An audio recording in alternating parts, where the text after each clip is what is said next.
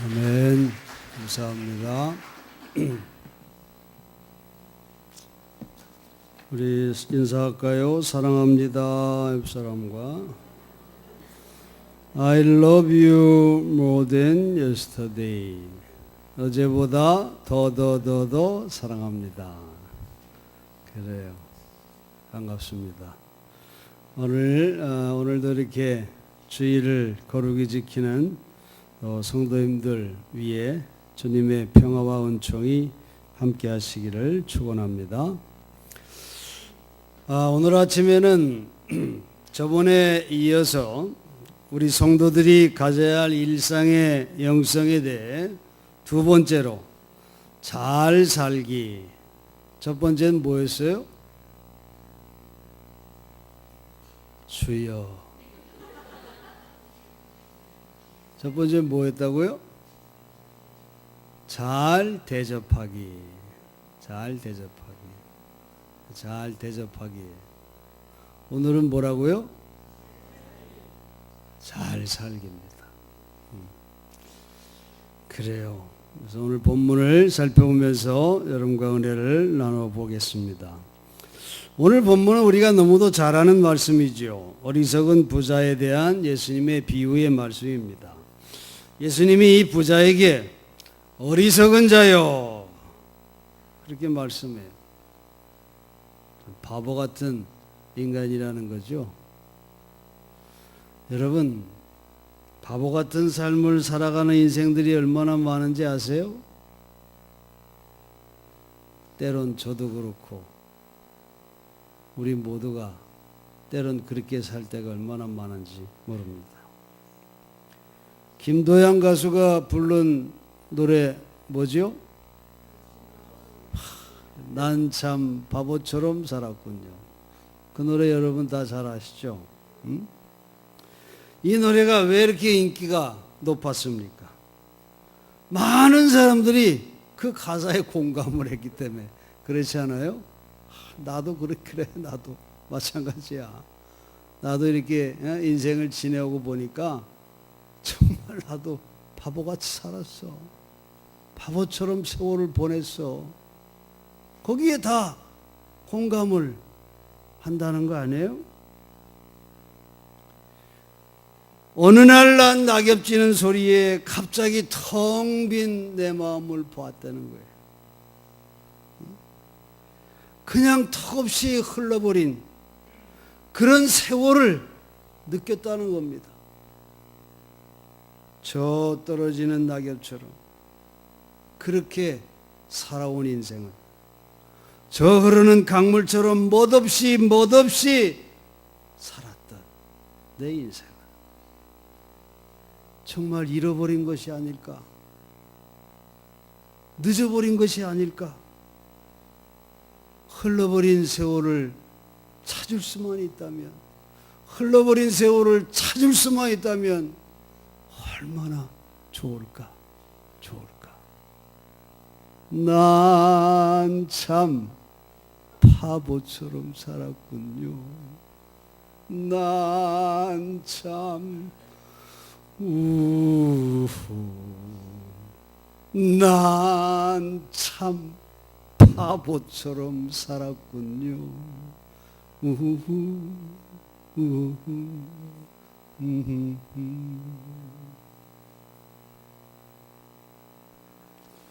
여러분, 인생을 이렇게 살고 난 후에 후회하게 된다면 얼마나 안타깝습니까?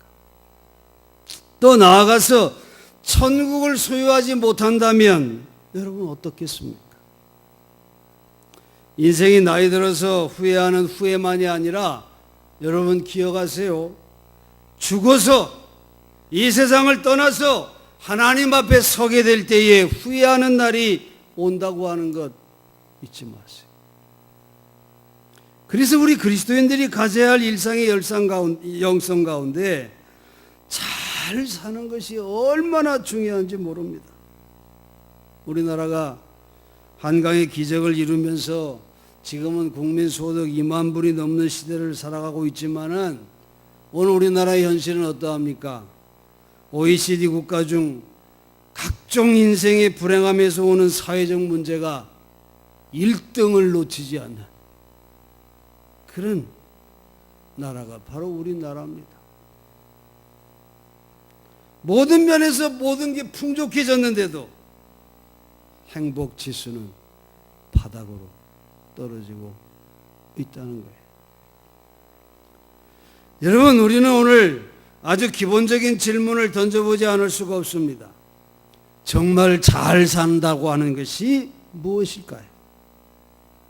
잘 먹고 잘 입고 좋은 집, 좋은 차 그렇게 소유하고 돈 많은 것이 잘 사는 것일까요? 잘 살기 위해서 우리는 지혜로운 판단을 해야 하는 것입니다. 페이스북에서 본 상황 판단 능력을 테스트하는 면접관의 질문이 있습니다. 신입사원 채용 면접에서 한 질문인데요. 이런 질문이에요. 당신이 폭풍우가 몰아치는 어두운 한밤중에 차를 몰고 가다가 버스 정류장에 지나가게 되었다. 정류장에는 세 사람이 버스를 기다리고 있는데 한 사람은 몸이 아파서 병원에 빨리 가지 않으면 안 되는 위급한 할머니고, 다른 한 사람은 예전에 당신의 생명을 구해준 적이 있는 오랜 친구며, 그리고 마지막 한 사람은 당신이 항상 꿈꿔왔던 완벽한 미모의 여자이다. 당신은 한 사람만 차에 태울 수가 있다. 누구를 태울 것인가? 이게 질문입니다. 여러분은 이런 상황에서 누굴 태우겠어요?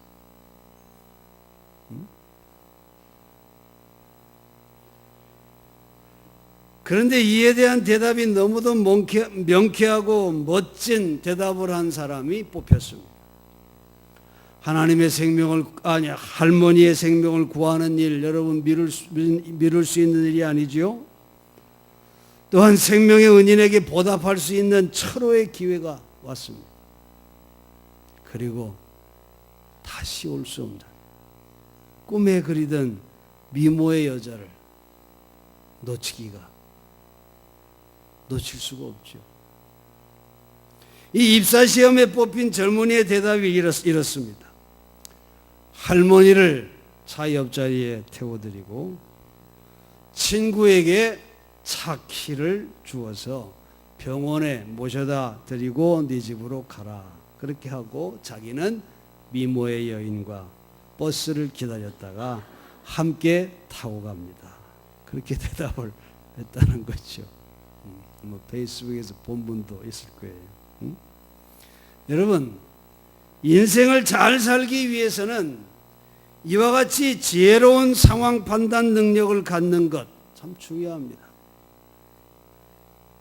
미국에서 가장 부자 멋쟁이들이 사는 베버리 힐스에 정신 상담을 하는 테라피스트가 이런 말을 합니다. 내가 상담하는 사람들의 대부분은 백만장자들이다. 그런데 그들 대부분이 가지고 있는 공통점은 아침에 일어나면 한결같이 오늘은 무슨 재미로 살까? 참 정말 사는 게 재미없다. 이런 말을 공통적으로 한다는 겁니다. 그러니 여러분, 그런 생활에 마약에 빠지게 되고 몰라는 생활을 하게 되고 결국은 자기의 목숨을 스스로 끊는 그런 결과를 가져오게 되는 거죠. 오늘 우리가 읽은 본문의 시작은 한 형제가 예수님께 나와서 자기의 유산의 문제를 상의했을 때 주님이 해주신 말씀이 오늘 본문의 중심 절이 되는 그런 말씀이에요. 15절에 뭐라 그랬어요? 모든 탐심을 물리치라. 사람의 생명이 그 소유에 넉넉한 데 있지 아니하니라. 그렇게 말씀하시고 이 중요한 전제가 되는 이 말씀을 쉽게 설명해 주는 비유가 바로 어리석은 부자에 대한 이야기를 해주신 것입니다. 그 내용은 보면 소출이 한 해 엄청나게 많았습니다. 그래서 이 부자는 고민을 합니다. 이 많은 곡식을 쌓아둘 곳이 없기 때문에 고민을 한 거죠. 그래서 그는 결국 있는 곡간을 다 헐어버리고 더 크게 곡간을 짓습니다. 그리고 모든 물건과 곡식을 거기에 쌓아두고 그는 허망한 헛된 꿈을 꾸고 있습니다. 곡식을 많이 쌓아두었으니 이제 평안히 쉬고 먹고 마시고 즐거워하자. 그때 예수님이 말씀하시죠. 이 어리석은 자여, 오늘 밤에 내 영혼을 도로 찾으리니 그러면 내가 예비한 것이 다 누구의 것이 되겠느냐. 그렇게 말씀하십니다. 여러분, 이 어리석은 부자의 문제가 뭐예요? 첫째는 모든 것이 자기 중심이에요. 자기 중심이라는 겁니다. 오늘 본문에 나라고 하는 표현이 얼마나 많이 나온지 몰라요. 내 소철, 내 곡간, 나 계속 자기의 것으로 가득 차 있는 욕심 덩어리가 이 부자의 모습이에요. 그에게 다른 사람은 물론 하나님도 설 자리가 없어요. 여러분, 인간은 하나님 없이는 살 수 없습니다. 다른 사람 없이 또한 살아갈 수 있는 존재가 아닙니다, 여러분. 풍성한 소출이 어떻게 해서 생겼습니까? 하나님의 도움이 있었기 때문이요. 또 이웃인 일꾼들의 도움이 있었기 때문이 아니겠어요. 그런데 이 어리석은 부자는 계속 나만이 있는 것처럼 그렇게 말하고 있다고 하는 거예요. 자기밖에 모르는 인생은 불행할 수밖에 없습니다. 인생을 그래도 잘 사는 자 같으면 풍성한 물질을 얻게 되면 어떤 생각이 들어요? 좀 좋은 일도 좀 하고 싶다. 그리고 가까운 이들 좀 불러서 같이 만난 음식도 한번 먹고 싶다. 그렇게 다른 이들과 나누고 싶은 그런 마음을 웬만한 사람 같으면 갖습니다. 여러분, 혼자 먹는 밥이 맛있어요? 같이 먹는 밥이 맛있어요? 같이 먹는 밥이 맛있어요. 작은 것이라도 같이 나눌 때 그 밥이 맛이 있는 거 아니겠어요? 그런데 이 어리석은 부자는 다른 이에 대한 관심이 전혀 없어요. 다른 복음서에 보면 이 비유를 하면서 자기 문 밖에 굶고 있는 거지 나사로에게 밥 한 술 주지 않았다고 그렇게 말하고 있습니다. 이웃에 대한 무관심이 바로 멸망으로 가는 죄의 모습임을 성경은 가르치고 있는 겁니다. 여러분, 인류 최초의 살인자 가인의 모습을 보세요. 하나님이 가인에게 내 동생 아벨이 어디 있느냐 이렇게 물으니까 뭐라고 대답합니까? 내가 동생을 지키는 자입니까? 이렇게 말하죠. 나만 잘 챙기면 되는 것이지 내가 꼭 동생까지 돌봐야 하는 겁니까? 동생과 나는 아무 상관이 없어요. 이렇게 말하는 것이 인류 최초의 살인자인 가인의 모습인 것입니다. 하나님 사랑과 이웃 사랑은 불가분의 관계임을 우리가 알아야 돼. 이웃을 사랑하는 것이 하나님을 사랑하는 것이 되기 때문입니다. 예수님께서는 지극히 작은 자에게 한 것이 곧 나에게 한 것이다. 그렇게 말씀하지 않았습니까? 두 번째로 이 어리석은 부자는 인간의 소유는 물론 생명도 하나님의 주권 아래에 있다고 하는 것을 생각하지 않고 자기 마음대로 살려고 했다는 거예요. 이 땅에 사는 목적이 자기 자신만을 위해 편히 쉬고 잘 먹고 마시고 즐거워하는 것으로 아는 사람이 바로 이 어리석은 부자였습니다. 여러분, 우리가 다 아는 것처럼 인간은 때가 되면 누구나 다 세상을 한번 떠나게 되어 있습니다. 지난 금요일 날 파리학번 후배 목사의 아내가 폐암으로 8개월 투병하다가 세상을 떠나서 거기 장례식장에 제가 다녀왔습니다. 이제 50 중반 초반도 안 된 그런 나이에 세상을 떠난다고 하는 거죠. 여러분, 우리도 언제 세상을 떠나게 될지 아무도 모르지요. 그렇기 때문에 인간은 언제나 자기가 죽을 존재라고 하는 것을 알아야 하는 것이에요. 내 생명이 내 것인 양 교만하게 살아서는 안 되는 것입니다. 언제라도 떠날 준비가 돼 있어야 하는 것입니다. 이런 말이 있잖아요. 언제 죽더라도 죽은 다음 사랑하는 가족이나 친지들을 놀라게 할 만한 부끄러운 일이나 죄 지은 것이 있으면 죽기 전에 깨끗이 정리하라고 그런 말이 있잖아요. 지갑은 물론이요, 책상 서랍 속에서도 죽고 난 다음에 추한 것들이 발견하게 되면 얼마나 큰 망신입니까? 그렇기 때문에 항상 정리하고 살라고 그렇게 말하는 거죠. 여러분, 더 나아가서 하나님 앞에 섰을 때에도 황망한 일을 당하지 않도록 오늘을 잘 사는 것. 수백 번 얘기해도 부족한 그런 것인 줄로 압니다. 여러분 꼭 기억하세요. 이 땅에 사는 그리스도인들의 삶의 목적은 우리가 늘 가슴속에 반복해서 심고 외워야 할, 너희는 먼저 하나님의 나라와 그의 의를 구하라. 그렇습니다. 이것이 우리 그리스도인들이 이 땅에서 살아가는 인생의 목적이 되어야 하는 것입니다. 형제와 더불어 이웃과 더불어 함께 먹고 즐거워하는 삶, 여러분 그런 삶이 천국의 삶의 모습이 아니겠어요? 이기적인 삶, 자기밖에 모르는 삶은 그것이 바로 지옥 같은 삶의 모습이라는 것입니다. 세 번째로 이 부자는 물질의 넉넉함이 그를 영원히 잘 살게 할 것으로 착각했다고 하는 거예요. 참 헬라어 원어를 보면 내가 쌓아놓은 것들이 너를 요구할 것이라 그렇게 해석합니다.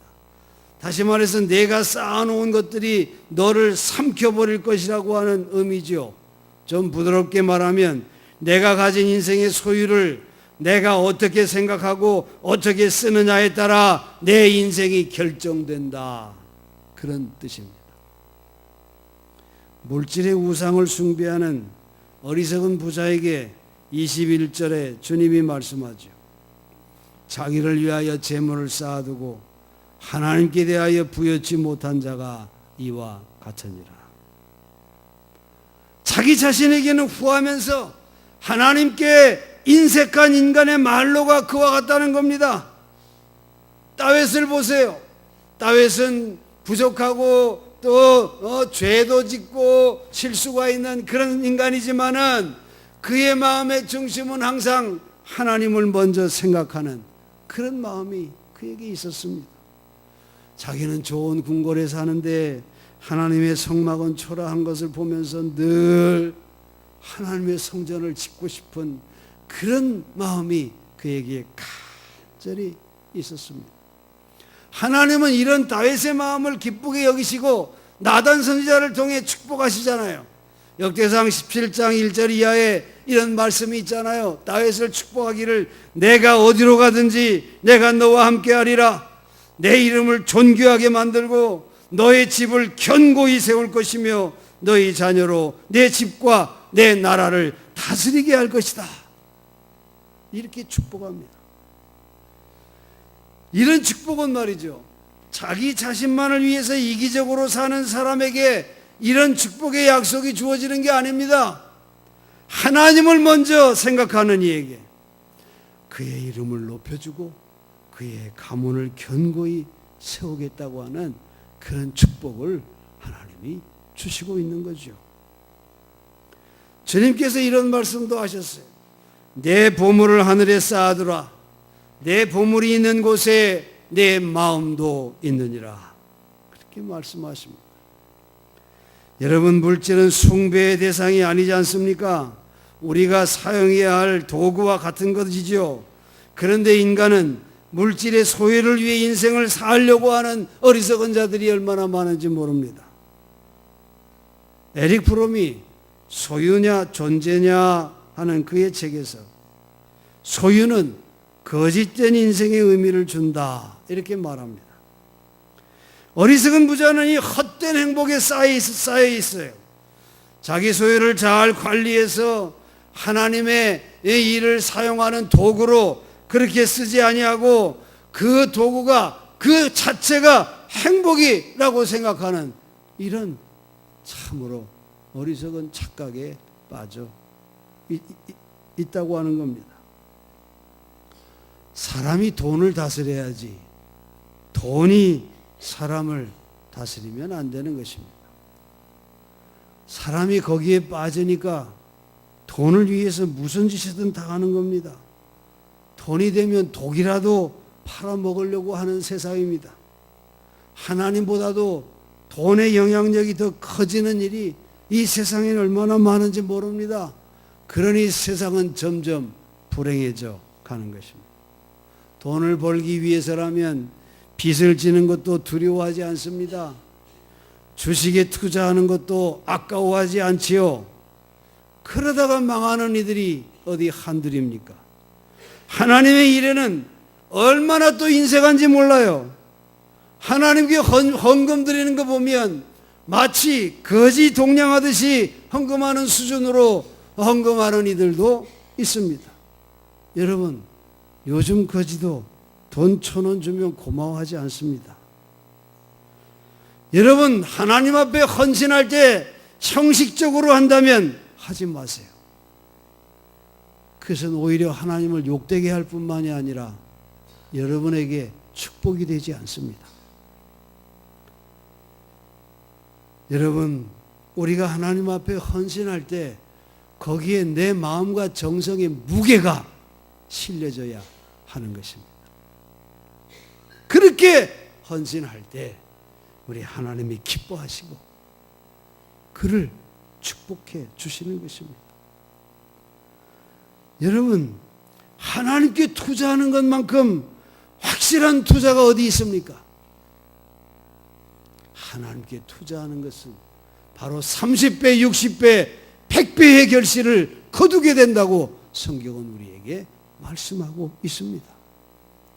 이 땅에 쌓아두는 것은 다 없어지고 마는 것입니다, 여러분. 끝으로 이 부자는 자기 자신이 먹고 마시는 일에만 관심을 가졌지 정작 중요한 자기 영혼에 대한 관심이 없었다는 것 또한 큰 문제가 아닐 수가 없다는 것입니다. 자기 몸뚱아리 하나 잘 먹고 잘 사는 것이 인생의 목적이라면 짐승과 다를 게 무엇이 있겠습니까? 살찐 돼지가 되는 것이 그것을 인생의 성공으로 여기는 것과 무엇이 다릅니까?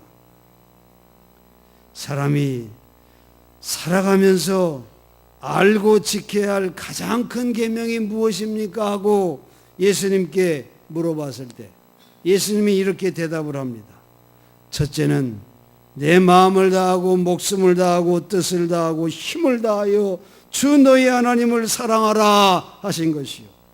둘째는 이것이니 내 이웃을 내 자신과 같이 사랑하라 하신 것이라. 이보다 더 큰 계명은 없느니라. 그렇게 말씀하십니다. 여러분, 하나님에 대한 관심도 없고 이웃에 대한 관심도 없이 그저 자기만 잘 먹고 잘 살겠다고 하는 이 어리석은 부자는 정말 그 영혼이 피폐해질 수밖에 없는 것입니다. 영혼의 미래에 대한 관심이 그에게는 있을 수가 없어요.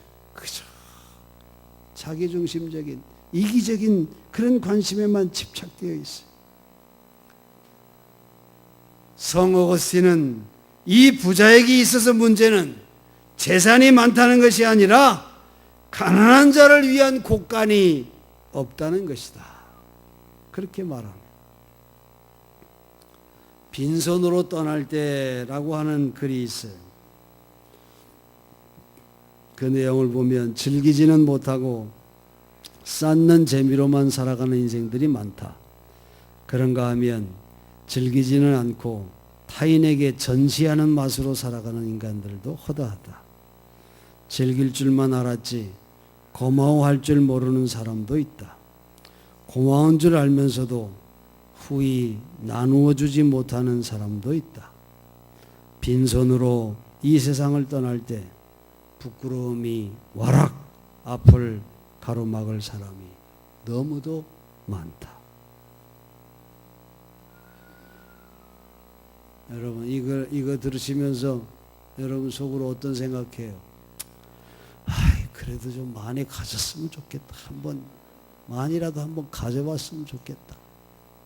그렇게 생각하는 분 있지 않습니까? 여러분 더 많이 갖고 싶다고 하는 것 자체가 잘못은 아닙니다. 왜? 저도 그런 생각할 때가 많거든요. 근데 다만 거기에 소망을 두고 그것이 행복을 약속할 것이라고 하는 착각에서 벗어나야 합니다. 여러분 좋은 곳에 쓰고 싶은 것이 얼마나 많아요. 당장 우리 교회 뭐 구입해야 돼요? 성합작 구입해야. 해야 할 곳에 쓰고 싶은 돈이 정말 그럴 곳이 얼마나 많습니까? 여러분 우리는 하나님께 부요한 자들이 되어야 할 줄로 믿습니다. 하나님께 부요한 자라고 하는 건 어떤 자예요? 하나님을 위해서 자기에게 맡겨진 재물을 투자하고 사용하는 자를 말하는 것입니다. 이것이 청지기의 모습 아니겠어요? 자기 자신만을 위해 마음대로 소비하는 것이 아니라 하나님의 일을 위해 책임있게 마음껏 쓰는 자, 그런 자가 되어야 하는 거예요. 사랑하는 성도 여러분, 오늘 어리석은 부자의 비유의 말씀은 정말 우리의 가슴에 새겨서 올바로 깨달아야 합니다. 이렇게 우리가 정신 차리지 않으면 돌이킬 수 없는 비극에 이르게 된다고 하는 주님의 경고의 말씀임을 또한 우리는 기억해야 합니다. 우리 인생에서 무가치하고 무의미한 인생을 사는 것보다 더 비극적인 인생은 그렇게 살고 있으면서도 자기가 그렇게 살고 있다고 하는 사실을 모르는 것, 얼마나 큰 비극이 아닐 수가 없습니다. 제가 37년 이 연천교회를 섬기면서 참 하나님께 감사하는 것들이 너무나 많아요. 그 중에 그래도 가난한 교회, 작은 교회 목회하는 것이 참 감사하다, 그런 생각을 할 때가 많습니다. 큰 교회 목회하는 목사는 사례비보다 부수입이 더 많다 그러죠. 결혼식도 많고 장례식도 많고, 그래서 감사하다고 가지고 오는 봉투도 많다고 합니다. 어떤 교회는 아예 결혼줄에 주례자에 드리는 사례금을 아예 정해놓는 그런 교회도 있다고 하지요. 여러분, 그러니 가난한 성도의 가정은 어떻게 하란 말입니까? 그렇게 물들어 버리면 적은 감사에는 마음이 안 움직이게 되는 거죠. 그래서 목사가 타락하는 겁니다.